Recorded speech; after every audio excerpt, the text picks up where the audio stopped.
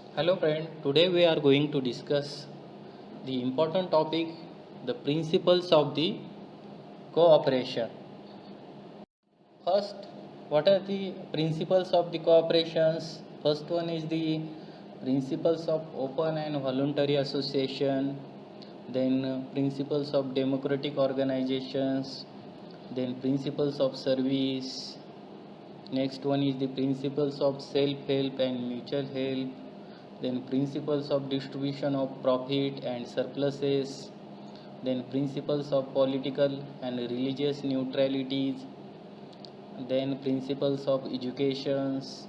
Next one is the principles of thrift, then principles of the publicity, and next one is the principles of honorary service. One by one discuss. First, principles of open and voluntary association.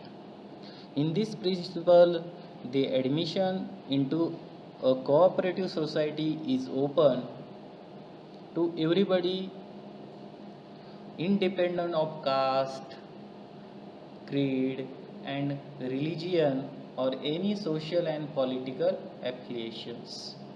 It does not allow any discriminations. Means not only the membership is open to whomever with a common interest want to join, but also voluntary as well. There is no elements of compulsion exercise on any individual to join as a members. His decision to join as a member should be born out of his unfettered regard for the cooperative ideology. Once an individual joins as a member, there is no such compulsion to continue as a such. He has every freedom to withdraw from the society if he intends to do so. Next one is the principles of democratic organization. In these principles, the cooperatives are organized and managed based on the principles of democracy. Means each member is given the right to vote irrespective of the magnitude of his share capital. Means one man and one vote is the important principles of cooperation. The working of the elected board of members is governed by the acts, rules, and bylaws guiding the matters of cooperatives. Next one is the principles of service. In these principles, the spirit of service evokes loyalty among the members of the society, which is contrary to the profit motive of business organizations. The cooperative's main aim is to cater to needs of the members. Next one is the principles of self-help and mutual help. In this principle, the funds of the society are contributed by the members in the form of share capitals. The members are generally weak in their financial strength. Therefore, the society need to maintain the funds efficiently. The society can borrow requisite finance from different sources at a lower cost of credit and provide the same to the most needed member for the productive purpose. This may not be possible with individual. Therefore, the principle of self-help mutual help can work for welfare members. Next one is the principles of distribution of profit and surpluses. In cooperatives are discouraged from making more and more profits like business enterprises. However, they are required to run with some minimum profits through efficient workings.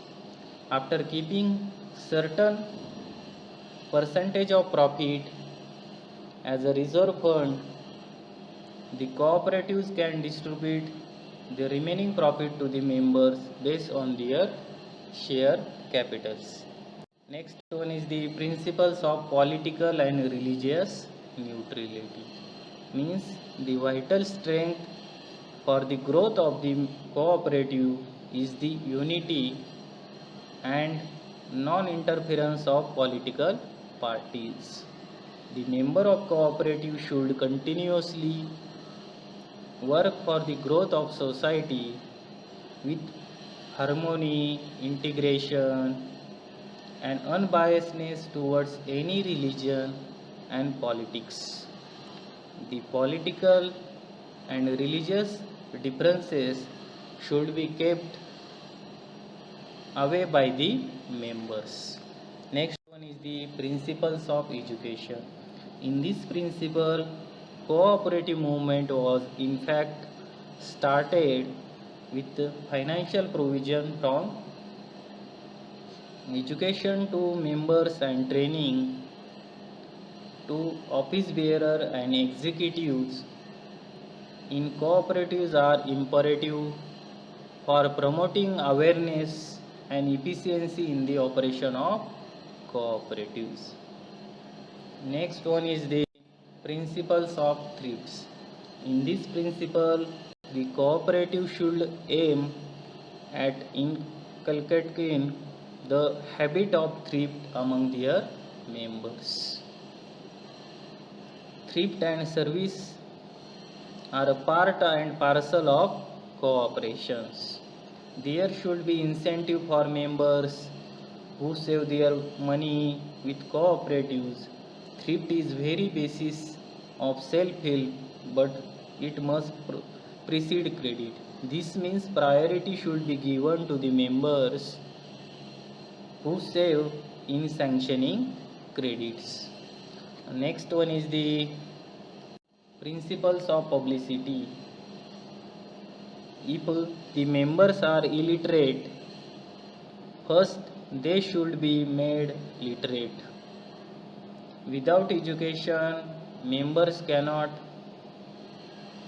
understand what is going on in the cooperative society. Their participation will also be poor. Hence, the cooperative should make all efforts to teach their members about the society, and all the dealings of the society should be made public. Next one is the principles of honorary service. In these principles, honorary personnel should simply supervise and direct the operation of cooperatives to get the desired targets. But to have efficiency in the society, train secretaries with salaries are now helping the cooperatives. If the society is started with poor members, then it is better to have honorary office bearers. Such society cannot afford to bear the burdens of salary to its office bearers. Thank you.